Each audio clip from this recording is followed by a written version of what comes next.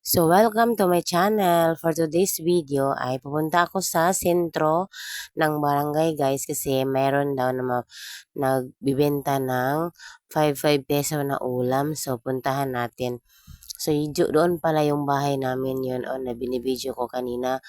At itong gumahan, ito po ang aming daanan. Dapat bali, dalawa ang daanan namin papuntang sentro. Yung isa dito, yung isa sa kabila sa may basakan. So dito kasi medyo hindi talaga maputik. Doon kasi sa palayan sobrang maputik kaya minsan dito namin pinipiling dumaan. So malapit na ako sa sentro guys at yan ang elementary school. Yan malapit lang ang elementary school. So pagdating diyan sa malapit sa covered court, hindi na ako magbibideo kasi hindi nila alam na nagba-vlog po ako. Baka maano sila, magulat. Magulat. So ayan, palakad-lakad lang tayo dyan. Pero may mga bahay dyan. Tingin-tingin din ako baka ba may nakakita at mapagkamalan akong anong nangyari sa akin, bakit binibidyo ko ang aking sarili. So ayan. So before pala ako nakabili ng yan, pauwi na pala ako.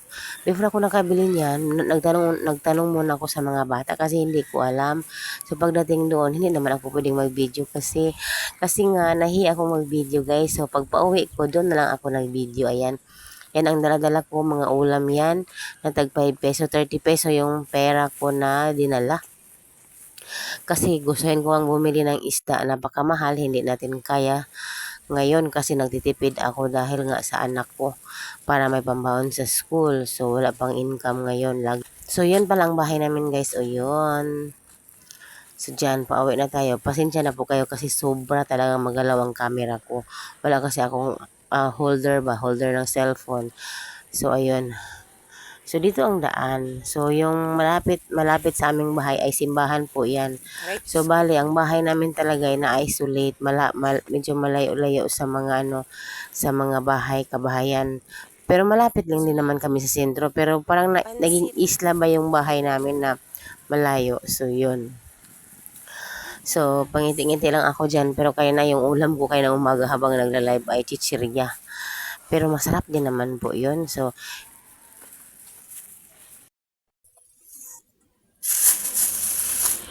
5-5 pansit.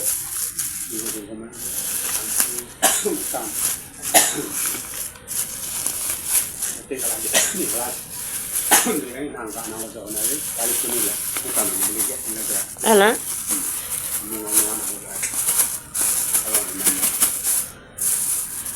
Wala ko palit sa ulo pang kay di man ko ulo sa manok.